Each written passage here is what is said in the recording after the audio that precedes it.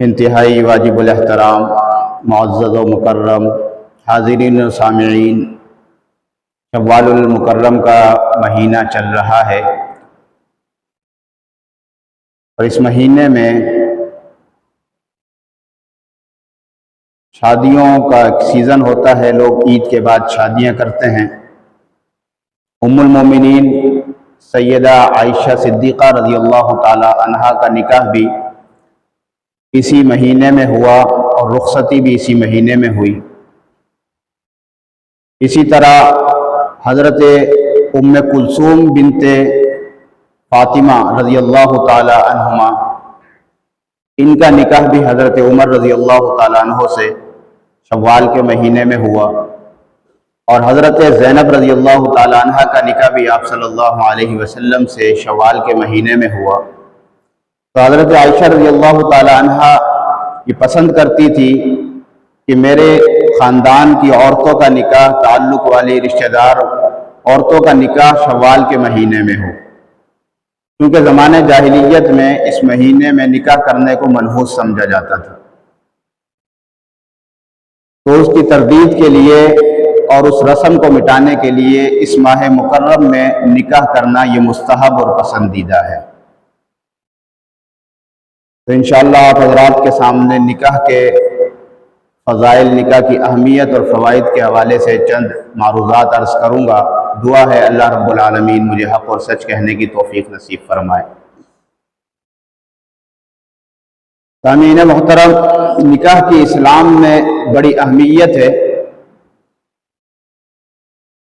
اور یہ صرف انسانی خواہشات کی تکمیل یا فطری جذبات کی تقسیم کا ذریعہ نہیں،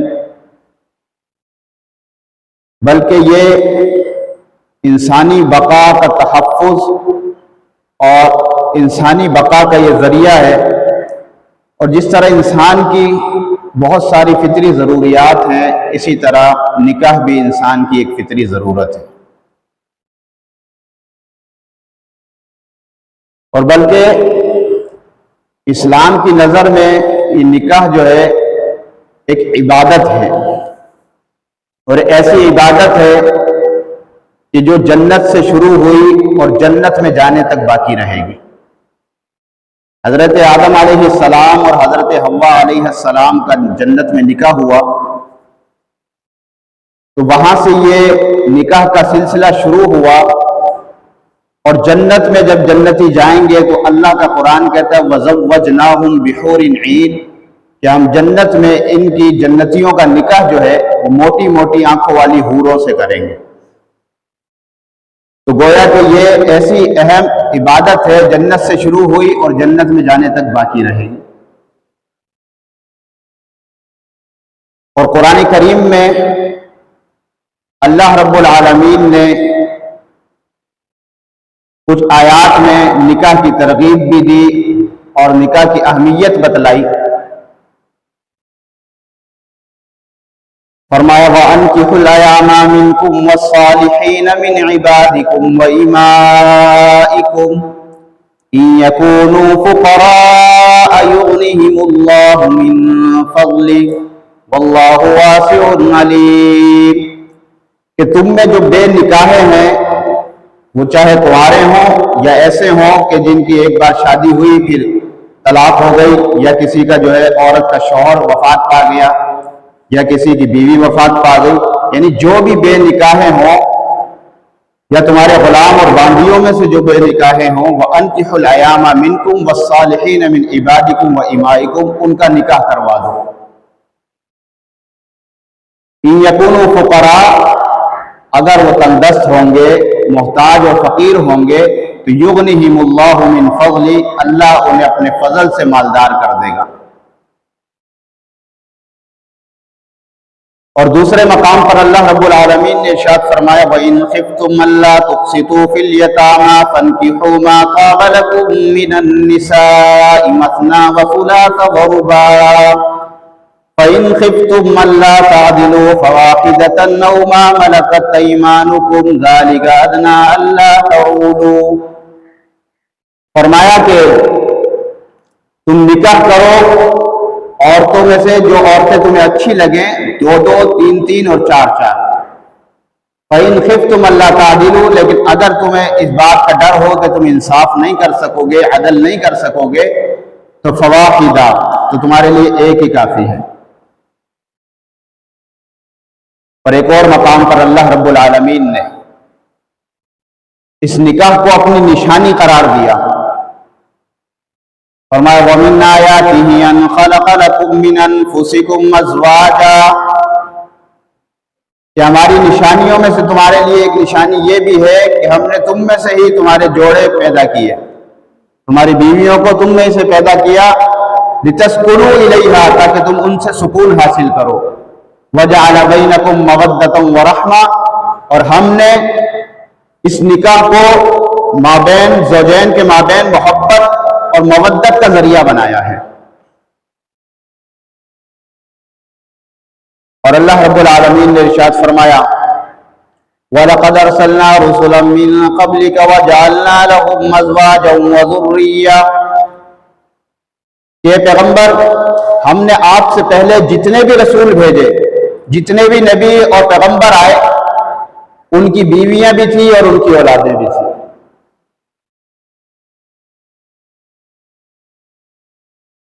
تو نکاح کے بارے میں یہ آیات جو ہیں یہ نکاح کی اہمیت کو واضح کرتی ہیں، نکاح کی اہمیت بتلاتی ہیں کہ نکاح کی کیا اہمیت ہے. اور آپ صلی اللہ علیہ وسلم کا ارشاد ہے کہ اربع من سنن المرسلین، 4 چیزیں انبیاء علیہم السلام کی سنت ہیں. فرمایا الحیا والتعطر والسواک والنکاح، کہ سب سے پہلی چیز حیا، یہ بھی انبیاء علیہ السلام کی سنت. تعطر یعنی خوشبو، یہ بھی انبیاء علیہ السلام کی سنت. اور مسواک کرنا، یہ بھی انبیاء علیہ السلام کی سنت. اور نکاح کرنا، یہ بھی انبیاء علیہ السلام کی سنت ہے. تو نکاح کی اس سے بڑی کیا اہمیت ہوگی کہ کوئی نبی ایسا نہیں آیا کہ جس نے نکاح نہ کیا ہو، سوائے حضرت یحییٰ علیہ السلام کے اور حضرت عیسیٰ علیہ السلام کے. حضرت یحییٰ علیہ السلام کو اللہ نے فرمایا سیداً وحصورا، اور حضرت عیسیٰ علیہ السلام بھی جب دنیا میں واپس آئیں گے، تشریف لائیں گے، تو وہ نکاح فرمائیں گے.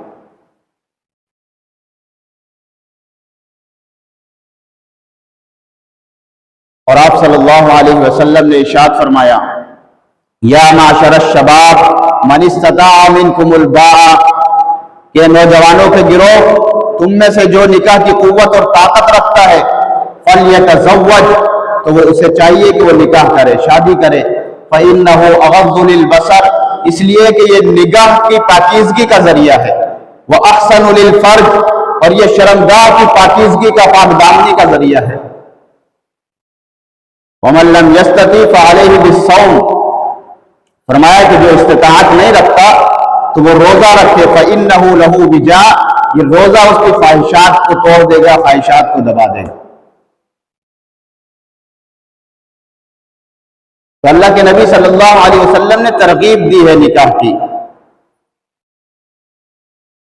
اور فرمایا یہ نکاح میری سنت ہے. النکاح من سنتی، نکاح میری سنت ہے.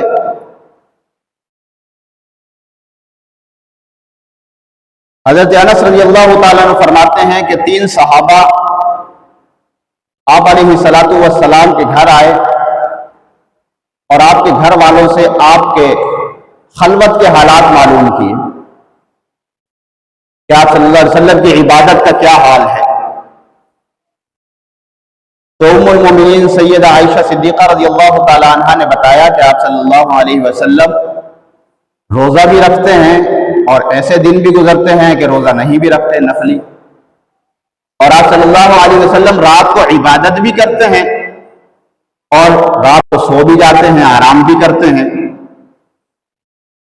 اب جس سے محبت اور عقیدت کا تعلق ہوتا ہے تو انسان کا اس کے بارے میں بڑا اونچا اونچا خیال ہوتا ہے اور پھر خود ہی اس کے بارے میں تعویلات کرنا شروع کر دیتا ہے. تو یہ صحابہ نے جب آپ علیہ السلام کے احوال سنے تو کہنے لگے کہ یار اللہ کے نبی صلی اللہ علیہ وسلم کو تو اتنی عبادت کی ضرورت بھی نہیں ہے، وہ تو بخشے بخشائے ہیں، لِيَغْفِرَ لَكَ اللَّهُ مَا تَقَدَّمَ مِن ذَنبِكَ وَمَا تَأَخَّرَ۔ تو اللہ کے نبی صلی اللہ علیہ وسلم تو بخشے بخشائے ہیں، انہیں تو اتنی عبادت کی ضرورت نہیں ہے۔ تو ایک کہنے لگا کہ میں آج کے بعد روزے رکھوں گا، کبھی افطار نہیں کروں گا، اتنی کثرت سے روزے رکھوں گا۔ دوسرے نے کہا کہ میں ساری رات جاگ کر اللہ کی عبادت کروں گا، سوؤں گا نہیں۔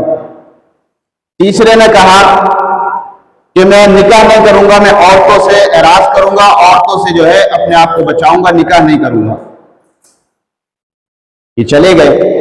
آپ صلی اللہ علیہ وسلم جب گھر تشریف لائے تو ام المومنین سیدہ طیبہ عائشہ صدیقہ رضی اللہ تعالیٰ عنہ نے یہ تمام صحابہ کی یہ باتیں سن لی تھی، تو آپ علیہ السلام سے عرض کر دی کہ یا رسول اللہ، آپ کے 3 ساتھی آئے تھے آپ کی عبادت سے متعلق، آپ کی خلوت سے متعلق، انہوں نے پوچھا، میں نے ان کو بتایا تو ایک نے یہ کہا، دوسرے نے یہ کہا، تیسرے نے یہ کہا۔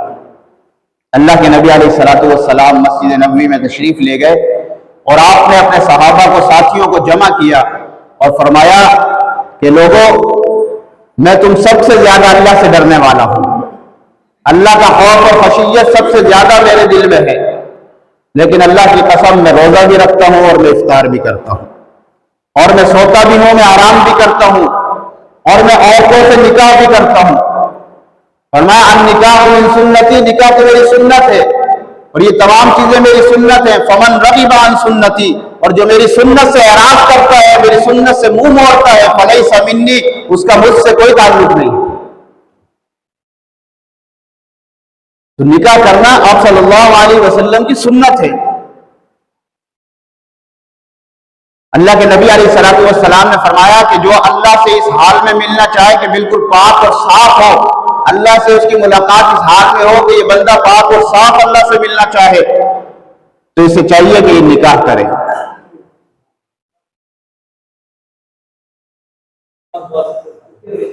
اور حضرت علی رضی اللہ تعالیٰ عنہ سے آپ صلی اللہ علیہ وسلم نے فرمایا یا علی لا تؤخرها،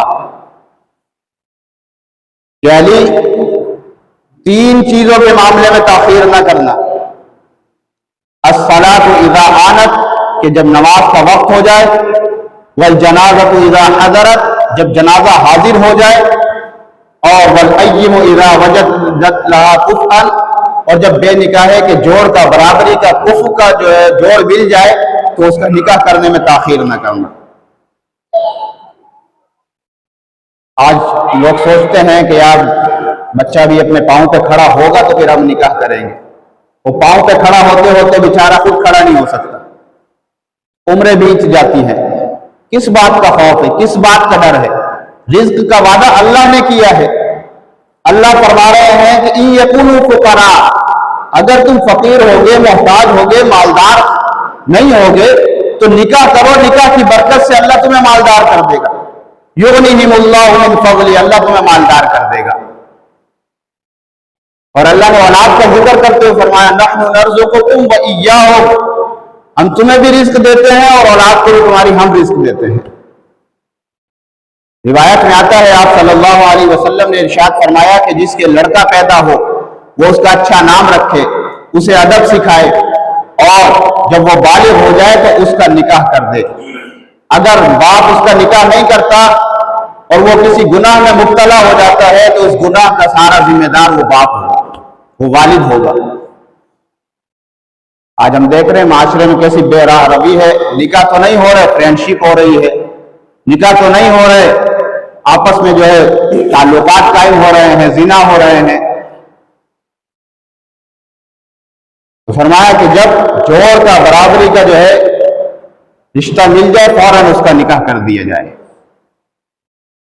اور نکاح کے لیے آپ صلی اللہ علیہ وسلم نے فرمایا کہ تنکح المرأۃ لأربع ولجمالها ولحسبها ولدینها فاظفر بذات الدین، کہ آدمی نکاح کرتا ہے 4 چیزوں کی وجہ سے، یا تو خوبصورتی کو دیکھ کر، یا مال و دولت کو دیکھ کر، یا حسب نسب کو دیکھ کر، یا دین کو دیکھ کر۔ اللہ کے نبی نے فرمایا کہ فاظفر بذات الدین، تم دینداری کو اختیار کرو۔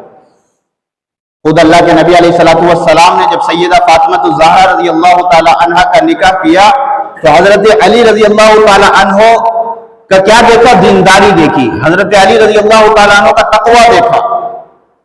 اللہ کے نبی صلی اللہ علیہ وسلم نے فاطمہ رضی اللہ تعالی عنہ کا نکاح کر دیا. حضرت علی کے پاس مہر کے پیسے بھی نہیں تھے. فرمایا کہ علی زیرہ بیچ کر آؤ اور اس کا مہر ادا کرو. تو کیا چیز دیکھی؟ دینداری دیکھی کہ نہ علی کو فاطمہ جیسا جو ہے رشتہ ملے گا، نہ فاطمہ کو علی جیسا رشتہ ملے گا.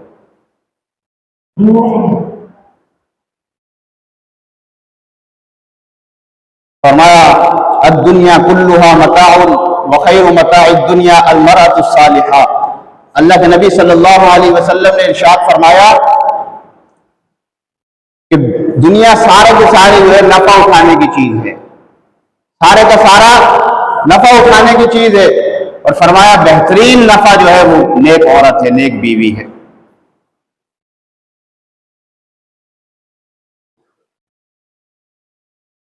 تو آپ صلی اللہ علیہ وسلم نے نکاح کی اہمیت کو بتلایا اور فرمایا تزوجوا الودود الولود فإني مکاثر بکم الامم. حضرت معقل بن یسار رضی اللہ تعالیٰ عنہ خدمت میں آئے اور عرض کیا یا رسول اللہ میں ایک عورت سے نکاح کرنا چاہتا ہوں لیکن اس کے اندر بچے پیدا کرنے کی صلاحیت نہیں ہے، بانجھ عورت ہے. اللہ کے نبی نے منع فرما دیا. دوسرا شخص آیا، اس نے بھی عرض کیا، اللہ کے نبی نے منع فرما دیا. تیسرے کو بھی منع فرمایا کہ ایسی عورتوں سے نکاح کرو جو زیادہ بچے جننے والی ہو اور محبت کرنے والی ہو، اس لیے کہ کل قیامت کے دن میں تمہاری کثرت پر فخر کروں گا.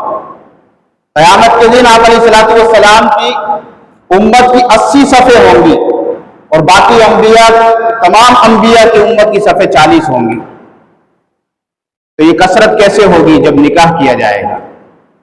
آج لوگ کہتے ہیں بچے دو ہی اچھے.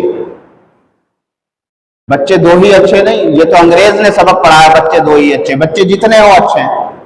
بچے تو گھر کی رونق ہے، سکون ہے، والدین کی راحت کا ذریعہ ہے. اور آپ صلی اللہ علیہ وسلم کی خواہش ہے. اللہ کے نبی نے فرمایا فإنی مکاثر بکم الامم، میں جو ہے کل قیامت کے دن تمہاری کثرت پر فخر کروں گا. تو سب سے پہلا فائدہ اور سب سے بڑا فائدہ یہی ہے کہ نکاح جو ہے یہ اولاد کے حصول کا ذریعہ ہے. اور پھر آپ صلی اللہ علیہ وسلم نے ارشاد فرمایا کہ جو والدین دنیا سے وفات پا جائے اور پیچھے ان کی نیک اولاد ہو تو وہ اولاد ان کے لیے صدقہ جاریہ ہوتی ہے، جو اولاد ان کے لیے دعائیں مغفرت کرے. تو نکاح ہوگا، اولاد ہوگی تو دعائیں مغفرت کرے گی. اور آپ صلی اللہ علیہ وسلم نے فرمایا کہ جس کے 3 بچے دنیا سے نابالغی میں چلے جائے، فرمایا کہ وہ بچے کل قیامت کے دن اپنے والدین کا دامن پکڑ کر انہیں جنت میں لے جائیں گے. ایک صحابی نے عرض کیا یا رسول اللہ اگر کسی کے 2 بچے وفات پا جائیں، اللہ کے نبی نے فرمایا 2 کے لیے بھی یہی حکم ہے. کسی نے کہا یا رسول اللہ اگر کسی کا 1 بچہ وفات پا جائے تو اللہ کے نبی علیہ السلام نے فرمایا کہ 1 کے لیے بھی یہی حکم ہے. اور آپ صلی اللہ علیہ وسلم نے ارشاد فرمایا کہ جب تمہیں کوئی نکاح کا پیغام دے اور تم اس کے اخلاق سے، اس کے دینداری سے راضی ہو، جانتے ہو کہ اچھے اخلاق کا آدمی ہے، اچھا دیندار آدمی ہے، تو فوراً اپنی بچی کا نکاح اس سے کر دو. اگر تم ایسا نہیں کرو گے تو زمین میں فتنہ اور فساد پھیل جائے گا. یہ نکاح کی اہمیت آپ صلی اللہ علیہ وسلم نے بتلائی.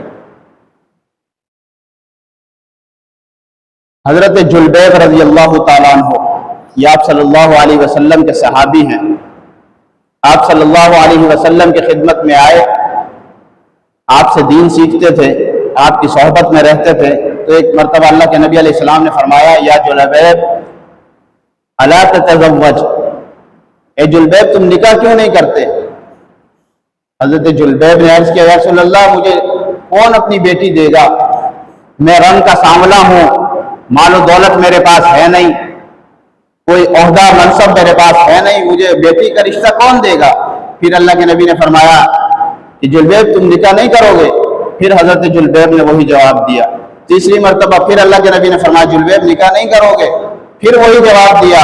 تو اللہ کے نبی علیہ السلام نے فرمایا کہ جلبیب فلاں انصاری کے گھر چلے جاؤ اور جا کر کہو کہ آپ کو رسول اللہ نے سلام بھیجا ہے اور یہ فرمایا ہے کہ اپنی بیٹی کا رشتہ مجھ سے کر دیں. جلبیب چلے گئے خوشی خوشی، اس انصاری صحابی کے گھر پہ دستک دی، اندر سے آواز آئی، اہل خانہ نے پوچھا کون؟ کہا کہ میں جلبیب ہوں۔ کہا ہم تو آپ کو نہیں جانتے، کون ہو؟ تو گھر کا مالک باہر آیا، پوچھا بھائی کیا چاہتے ہو، کہاں سے آئے؟ کہا میں جلبیب ہوں، اللہ کے رسول نے آپ کو سلام بھیجا ہے۔ اب گھر میں خوشی کی لہر دوڑ گئی کہ اللہ کے نبی نے ہمیں سلام بھیجا ہے۔ فرمایا آگے بھی سنو، اللہ کے نبی نے فرمایا ہے کہ اپنی بیٹی کا رشتہ مجھ سے کر دو۔ تو یہ مالک گھر کا کہتا ہے کہ میں جا کر ذرا اپنی بیوی سے مشورہ کر لوں۔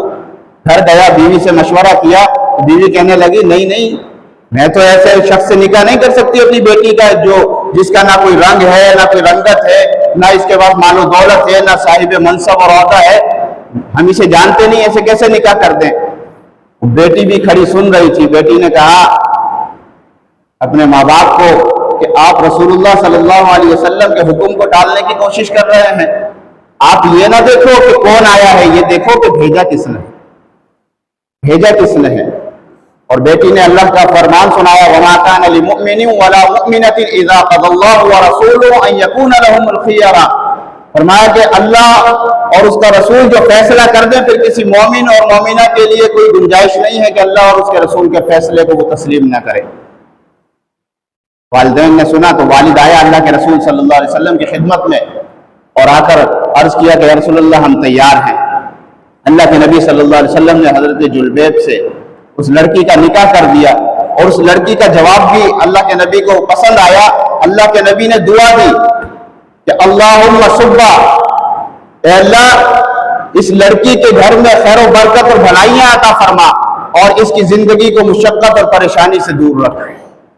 اللہ کے نبی کی دعا کا یہ اثر ہوا کہ یہ گھرانہ جو تقوی کی بنیاد پر قائم ہوا تھا، یہ پھر صحابہ فرماتے ہیں کہ یہ انصار کے گھرانوں میں وہ گھرانہ تھا جو سب سے زیادہ اللہ کے راستے میں خرچ کرنے والا تھا۔ اللہ نے حالات بدل دیے نکاح کی برکت سے، حالات اچھے ہو گئے، تو یہ انصار میں وہ گھرانہ بنا جو سب سے زیادہ جو خرچ کرنے والا تھا۔ پھر ایک موقع پر ایک جنگ میں رسول اللہ صلی اللہ علیہ وسلم کو فتح ہوئی۔ جب فتح ہوئی تو اللہ کے نبی نے صحابہ سے پوچھا کہ بتاؤ تم اپنے کسی ساتھی کو گم تو نہیں پا رہے؟ یعنی مطلب یہ تھا کہ کون کون شہید ہوا ہے؟ صحابہ نے عرض کیا یا رسول اللہ فلاں فلاں شہید ہو گئے ہیں۔ اللہ کے نبی نے پھر پوچھا کہ دیکھو تم کسی ساتھی کو گم تو نہیں پاتے؟ صحابہ نے عرض کیا کہ یا رسول اللہ نہیں۔ اللہ کے نبی نے فرمایا لیکن میں جلبیب کو گم پا رہا ہوں، جلبیب مجھے نظر نہیں آ رہا۔ ڈھونڈتے ہوئے گئے، تلاش کرتے ہوئے گئے تو ایک جگہ پر حضرت جلبیب کی لاش پڑی ہے، اور ساتھ ہی جو ہے 7 کافروں کی لاشیں پڑی ہیں۔ تو اللہ کے نبی صلی اللہ علیہ وسلم نے دیکھا، فرمایا کہ جلبیب جو ہے یہ اللہ کے راستے میں اس نے 7 کافروں کو جو ہے واصل جہنم کیا، اور خود 7 کافروں سے لڑتا لڑتا جو ہے اللہ کے راستے میں شہید ہو گئے۔ آپ صلی اللہ علیہ وسلم نے اپنے دونوں بازوؤں پر حضرت جلبیب کو اٹھایا۔ شان یہ تھی کہ آپ صلی اللہ علیہ وسلم نے اکیلے ہی آپ کے بازوؤں پر حضرت جلبیب تھے، اللہ کے نبی صلی اللہ علیہ وسلم نے اٹھایا اور فرمایا ھذا منی وانا منہ، ھذا منی وانا منہ، جلبیب مجھ سے ہے، میں جلبیب سے ہوں۔ اور خود اللہ کے نبی صلی اللہ علیہ وسلم نے اپنے دست مبارک سے حضرت جلبیب کو قبر میں رکھا۔ تو یہ نکاح کی اہمیت قرآن سے بھی، حدیث سے بھی، اور حضرت عمر رضی اللہ تعالیٰ عنہ فرماتے ہیں کہ ایمان کے بعد سب سے بڑی نعمت اگر کوئی چیز ہے تو وہ نیک بیوی ہے۔ حضرت عبداللہ ابن مسعود فرماتے ہیں کہ اگر میری زندگی کے 10 دن بھی باقی ہو تو میں تب بھی جو ہے بغیر نکاح کے نہ رہوں۔